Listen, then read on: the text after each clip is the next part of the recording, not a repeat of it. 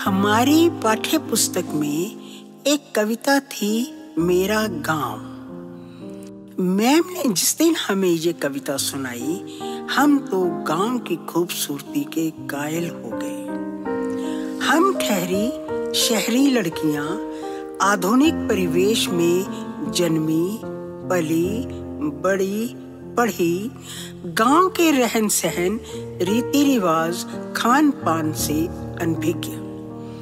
सुंदर सा गांव, चारों तरफ खेत, खेत में हल जोतते किसान, पेड़ की छाया तले मक्के की रोटी, सरसों का साग, चाटे की लस्सी लिए किसान की पत्नी पति की प्रतीक्षा करते हुए।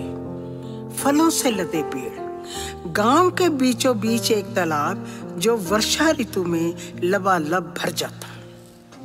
गांव के किनारे एक कुआं जिसका जल इतना साफ सुथरा व मीठा कि अमृत को भी मात दे।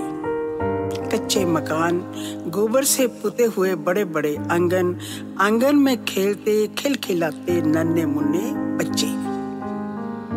वृक्षों पर झूला झूलती छोटी छोटी बच्चियां गुनगुनाती, साडा चिड़ियां दा चंबा वे बाबुल असा उड़ जाना। हम सब कविता की एक एक शब्द को आत्मसात कर रहे थे, आनंद ले रहे थे, कल्पना में गांव के हर कोने में घूमकर। तंद्रा तब टूटी जब पूछा गया किस किसने गांव देखा है। एक भी हाथ खड़ा नहीं था। मैम ने कहा, कभी अवसर मिले जरूर घूमना, अच्छा लगेगा।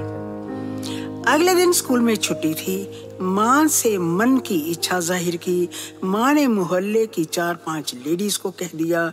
मैंने अपनी 2-4 सहेलियों को। एक छोटा सा ग्रुप चल पड़ा गांव के दृश्य का लुत्फ लेने। मेरी सहेलियां मेरा मजाक उड़ा रही थी। क्या होगा गांव में? गंदगी भरे रास्ते, टूटे फूटे मकान, अनपढ़ लोग हमारी छुट्टी खराब कर दी। नो कमेंट्स, मैंने प्रतिक्रिया दी। अभी इंतजार करो। गांव मॉडल टाउन से महज 1 मील की दूरी पर था, नहर के उस पार। कुछ लेडीज ने गांव में नए चेहरे देखे, हमारे पास आ गई जिज्ञासावश। हमने बताया हम गांव घूमने आए हैं। धन भाग साडे, ठेठ पंजाबी में उन्होंने हमारा स्वागत किया। वे हमें ऐसे मिली जैसे वर्षों से बिछड़ा कोई अपना मिलता है। मैं आपको ले चलती हूँ, उनमें से एक ने कहा, अपने घर और पूरा गांव घुमाने। नाम पूछने पर उसने अपना नाम बताया, बानो। उसने अपना काम समेटा और चल पड़ी हमारे साथ। गांव का हर दृश्य वैसा ही था। गांव का हर दृश्य वैसा ही था जैसे कविता में वर्णित था। मार्च का महीना, गेहूं की फसल खेतों में खड़ी, थोड़ी गोल्डन सी भी हो गई थी। गेहूं की चपाती तो प्रतिदिन खाते हैं, पर खेतों में खड़ी गेहूं का नजारा ही कुछ और था। सोचती हूँ, गेहूं से रोटी तक का सफर कितना कठिन व खोजों भरा रहा होगा। बानो हमें अपने घर ले गई। खूब बड़ा आंगन, आंगन के एक तरफ चूल्हा, हारा, तंदूर, सूखी लकड़ियों का गट्ठर, गोबर के उपलों का ढेर। दूसरी तरफ पशु चारा खा रहे थे, कुछ गाय जुगाली कर रही थी। 4 पाई पर बैठे बच्चे होम टास्क कर रहे थे। दूसरी 4 पाई पर एक बुजुर्ग लेटा था, शायद बीमार था। बानो ने हमसे पूछे बिना दूध गर्म किया और एक एक गिलास सबको पेश किया, साथ में कुछ मीठा नमकीन भी। अब बानो ने हमें सारा घर दिखाया। सभी कमरे साफ सुथरे, बेड पर दुधिया चादर, बड़े बड़े ट्रंक, अलमारियां।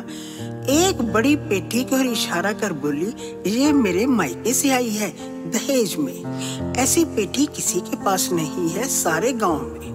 कहते कहते वो भाव विभोर सी हो गई। 4 घंटे बीत गए, हमें पता ही नहीं चला। मैं और मेरी सखियां हैरान थी।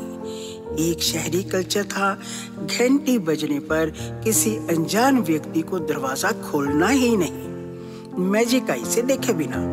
देख लिया तो बाहर से ही टरका दिया। किसी को अंदर लाना ही पड़ जाए, पानी का गिलास दिया और पूछा, चाय पिएंगे आप?